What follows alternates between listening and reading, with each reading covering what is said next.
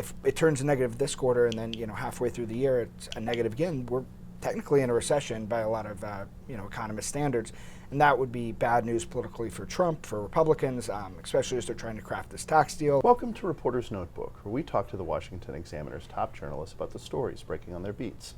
I'm Jim Antle. I'm joined today by economics reporter Zach Halaschak. Zach, Yep. I hesitate to even ask because these things are so subject to change, but where do things currently stand with President Trump's tariffs plan? So this week was a big week for Trump's tariff agenda. He put off those tariffs for about a month. He had given them the delay about a month ago. So the date was coming up of when these tariffs would be imposed. And I think some people expected him to push that off again or, announce a partnership or an agreement and then, cancel them.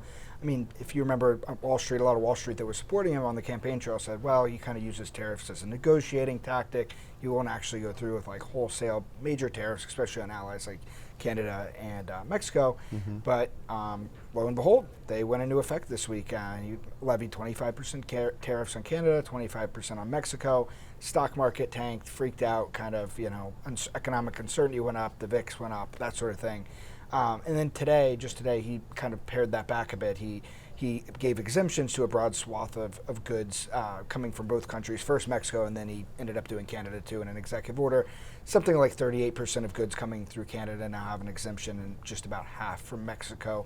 So, dialed that back, and it's all the goods that are under USMCA, so which is the North American treaty that he negotiated during his first term. The NAFTA replacement Essentially, deal. yeah. Mm-hmm. The agreement that replaced NAFTA. So all the goods that are covered under that now have exemptions, so aren't getting hit by these damaging tariffs. But there's still a pretty good chunk of items being tariffed, and you have businesses coming out and saying, this isn't going to be good for consumers because we're going to have to raise prices to make up for those costs, which is why many economists, they argue tariffs are inherently inflationary and are a tax on the consumer. And so I think that we're going to see how that shakes out in the coming weeks. Obviously, he gave this exemption only until April 2nd, I believe. Mm-hmm. So it's could have another showdown like this in just a couple weeks. But for right now, goods are being tariffed actively. Oh, I must also mention he doubled tariffs, 10% on China to 20%. Mm-hmm. So that's just another move. So yeah, it's heating up in the tariff realm as administration's kind of like taking form and going through these. If you recall, when he first was sworn in, he didn't immediately. A lot of people thought he might try to like immediately impose tariffs at the gate, but instead he kind of gave Howard Lutnick, who's his Commerce Secretary, and Scott Bessent, who's his Treasury Secretary, some time to kind of study what would happen and that sort of thing. So now you're starting to see the full plan being rolled out. Are there concerns among economists that even if the tariffs are short-lived, or that there are a lot of exemptions from the tariffs, or in some cases the tariffs are threatened but never actually imposed, that the uncertainty itself could have negative economic consequences? Oh, absolutely. And like that, and when you look at Wall Street, you look at stocks, you look at the markets more generally, uncertainty is one of the biggest drivers of, downturns when it comes to the markets, that sort of thing.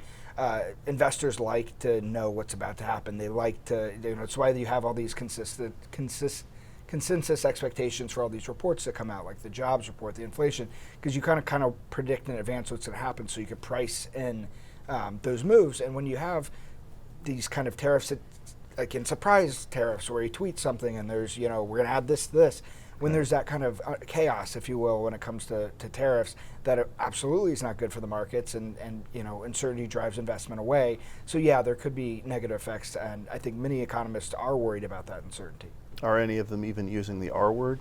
And I don't mean Republican. Yeah. No, they are. They're starting to. And I would say just this week is kind of where recession is the R word kind of started heating up. I think before there was, all these metrics still kind of showed stable and healthy markets and, GDP being positive. But this week we saw stocks just on Monday and Tuesday, they tanked like 1,300 points. Mm-hmm. They rebounded a little bit on Wednesday, and now today on Thursday they tanked again, or they're falling again. So it's kind of an up and down thing, and that sort of raised concerns that there could be a more protracted downturn. You also had the Fed, the Atlanta Fed has their GDP Now tool, which kind of projects what the current quarter's GDP is going to be. And, we've had positive GDP growth for the past, I think, 11 consecutive quarters. And now the indicator this week started flashing red and saying it's going to be negative 2.8% GDP, which would be a huge downturn.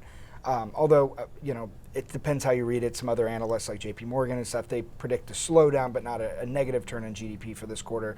So it's kind of predictions are all over the place. But when you start talking about negative economic output, you have to start thinking about recessions, because a technical recession is typically defined as 2 quarters of negative GDP growth. So if it turns negative this quarter and then halfway through the year it's a negative again, we're technically in a recession by a lot of economist standards, and that would be bad news politically for Trump, for Republicans, especially as they're trying to craft this tax deal and kind of maintain political buoyancy heading into the midterm elections.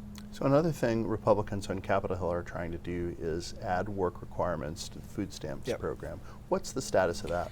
So as part of the TCJ, the Trump tax cut extensions that are happening this year, the Republicans are trying to craft this massive fiscal package, and they want to include somewhere in the range of $4.5 trillion in tax cut extensions. So extending a lot of the current tax cuts that are part of the law that are set to expire at the end of the year, plus adding some new provisions like no taxes on tips, eliminating taxes on Social Security, so on and so forth.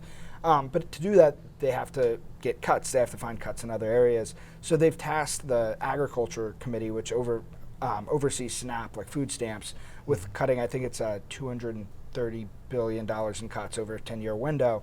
And so one of the ways they could presumably do that would be curbing back how much is spent on food stamps on the SNAP program, which Department of Agriculture oversees. And so some of the ideas they kind of are reportedly being floated are adding work there are already work requirements on SNAP for able-bodied adults without children, up to age 54. So some of the changes they could do would be to increase that 54 upper bound to 65 years old. So that would include more people that would have to have work requirements. And another idea would be, having it for or requiring work for people with dependent children between the ages of 7 and 18. So not families with very young kids, but families who have kids who can be in school, that sort of thing, requiring them to work as well. So yeah, I think that's one way that they might end up doing it. And the question is politically, again, for Republicans in swing states that have high levels of people on the SNAP program, they obviously don't want to see cuts to those things. Right. So you'll see a lot of Republicans saying, I'm not in support of benefit reductions, but they might argue that these aren't benefit reductions, they're simply expanding work requirements. So it's not cutting benefits directly, but it's cutting overall spending for the program, because it causes, when you add work requirements like that, causes people to drop off the rolls, that sort of thing. Thank you, Zach. Yeah. You can read Zach and the rest of our policy team's coverage at washingtonexaminer.com.